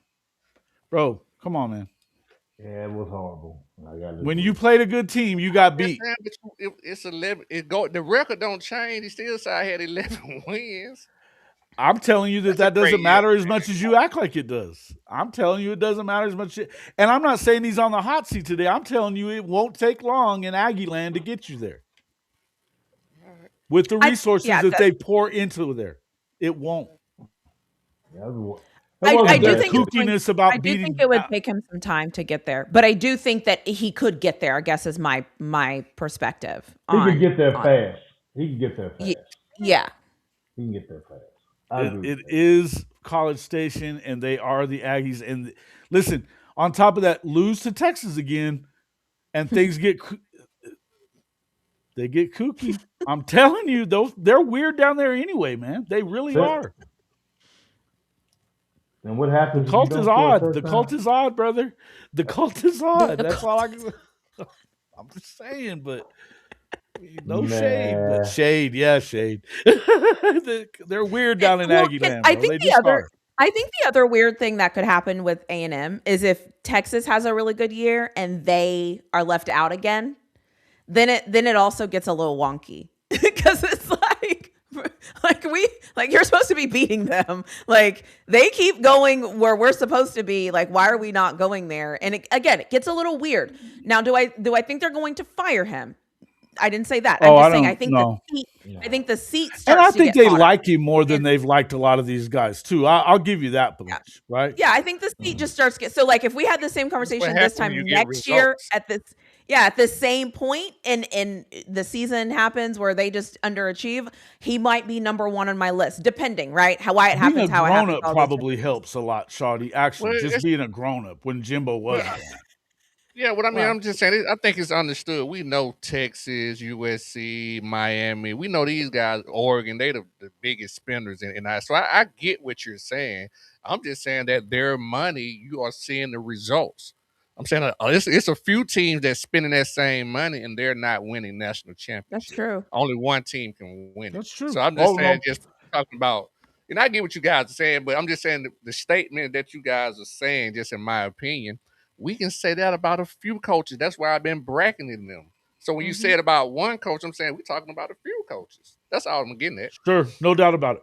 No doubt about it. Yeah. I think it's just as kooky that people in Knoxville would be talking about getting rid of Josh Heupel too. I think it's nuts. He's an But interesting for the me. conversation's Yeah, still happening, bro. I don't know what to do with him. Yeah, he's yeah, he interesting. kind of in that kind of like. I mean, he's He's been like in there, doing but he's good, not. But but I got you. I can see that one. Last question, I'm going to ask it to Marcus, and no shade at all whatsoever. Does Pete Golding taking over this team that Lane left as it is, and they were able to keep as many of those guys as they did? What's the number that he has to be at to before? Does he need to win 9 games or more, or if he doesn't get to 9 games, and that's a tough schedule by the way Mhm. for Ole Miss. They got a nasty schedule, Yeah, No they do. especially Chambliss. It's if a lot. Chambliss is there. I'm saying if Chambliss is there, and Golding He doesn't he's kind of gonna be there, reproduce bro. what they were doing this year, does that or do they start having second thoughts about whether he was fit for this job? No, I don't. I think because just looking what's out there, he didn't want to be a head coach.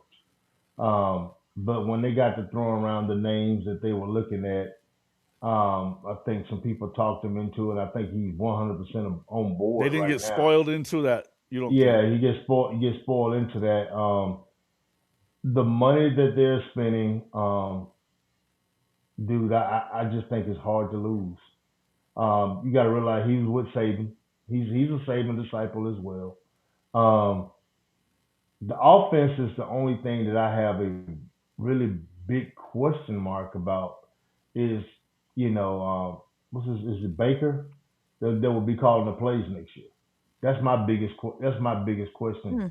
the ceiling for to me, and I know a Is he lot gonna of be Ole the Miss fans. OC or he just calling the play? He's No, gonna be he's the gonna OC. call it. I mean, he's gonna. I mean, Peter's a defensive guy, No, I'm so talking yeah, about. you got I'm saying he's gonna be the OC actually. yes, yes, Baker. yes, Okay. yeah. Baker, he's been there before.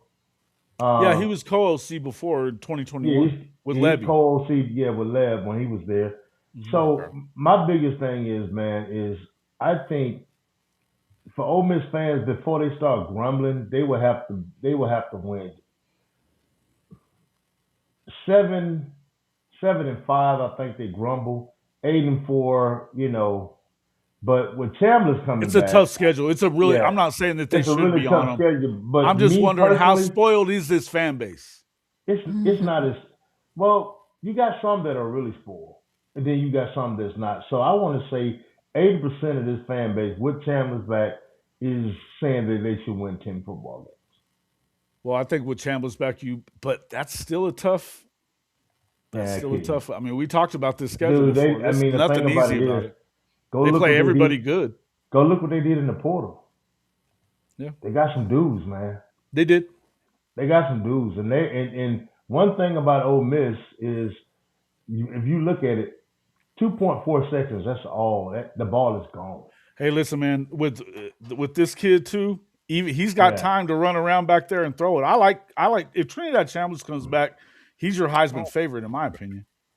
yeah. He's he's If he's he he's don't a go good. on to the NFL, man, sorry. So when I I don't No, think go he gonna ahead. play. He's waiting on I this said, waiver.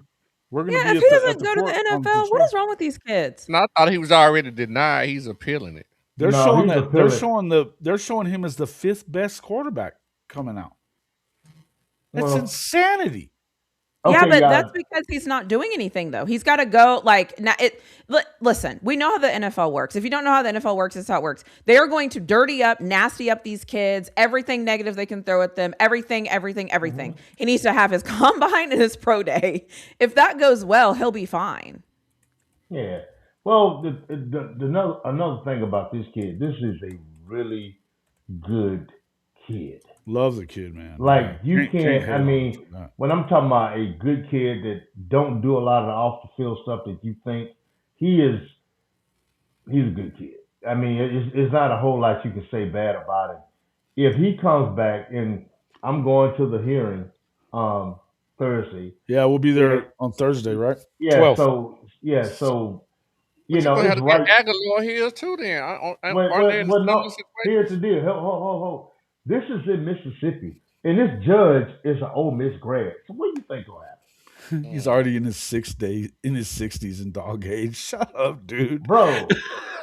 What do you think is gonna happen? I think Trinidad's Kresge's a up for dumbass. 23, maybe I'm just something saying, I like think that. Aguilar got a. This is You year know how they, 6, you bro. know how they use case law. He just Aguilar got a shot too. I guess. I mean, If he they might don't, he might have, but what I'm saying with Ole Miss is spending the money to be up eight and above. They're spending the money to Mhm. be eight and above. And I don't think they'll go below that. I think 10-2, and even if he doesn't play, God, I'm just telling Deuce you, could be Deuce pretty good Knight, too, Deuce but you got to Knight's see gonna be it. damn good. I agree. He's gonna have I some agree. bumps and bruises. If Deuce Knight's the quarterback, I say 9-3, 8-4, with a still a high ceiling, and All they'll right. get better from that. Well, let's put a pin in this. We've been going for an hour and 45 minutes. We're only going to go for about an hour and 30. So let's put a pin in this. This is a fluent conversation. Right now, we're talking about the guys. The only real January. danger dudes I think right now is Beamer. Right? Yeah. It's really Beamer. There's some other guys that could be there, What but Nelly say is getting hot that's in here. the pressure. The pressure index is real in the SEC, and that's what we're talking Yeah. about. He's So definitely the hey, one. really And to flawed. her point though, Beamer really is the only one because just based off the parameters that she used earlier, like he also has the hardest chance to get to 10 wins as well. You know what I'm saying? Mhm. So that also why it makes him being on the hot seat. He got the hardest chance to get to 10 Sure. wins. Some of these other coaches got a lot easier chance just as well Mhm. as having, semi bad seasons. Yeah. Yeah. That makes Well, sense. I can That one. I agree with that too, but I think that things change quickly in this league. But we'll talk more about that as we go along. Really, Flaw, tell everybody how to find you. I am really flawed at YouTube, Twitter, Instagram. I want to apologize if you find me on Instagram and you look in that comment section. I'm sorry. And yeah, that's where I'm at. So, and then the month of February, I'm creating content every single day. So I go look at my analytics, and whatever my analytics says that people want to hear about, I talk about it unedited, and I just release it. And it's just me. Sometimes I go off the cuff, and sometimes there's a bird trying to eat me. You just never know what's going on because I record outside. Show. So every single day in February, I have a new video up. And yeah, so that is where you find me, Really Flawed, everywhere. Yeah, Twitter, YouTube, and Instagram. My favorite Longhorn, Really Flawed. Shawty, tell everybody how to find you, bro. Yeah, man, I'm kind of all over the place too, man. You can definitely find me whenever I'm invited on this particular show. Also, Respect the Hedges. We're going to be doing shows, I think, every 2 weeks now. You might see me tomorrow night on Respect the Hedges. And also, you can find me on Just My Damn Opinion sometimes on Wednesday nights. Another one of my favorite shows out here that you never know what the hell we're going to talk about when we get on that show. If you're doing that this weekend, if you're doing that this week, Shawty, I might have to pop in. That's why I said sometimes. We'll see. Hit me up if you do. I'll be happy to come and hang out with you guys. So for sure. And then, of course, Marcus Dent. Tell everybody about your new venture and of course the Gridiron Insight. They know where to find you. Oh yeah, you can find me at the Gridiron Insight on YouTube, Marcus Dent 93 on Twitter. Not a big Instagram, but I am partnered up with Ole Miss 365, where I am one of the operating managers and business partner with those guys. So you can go over there and get all kind of content.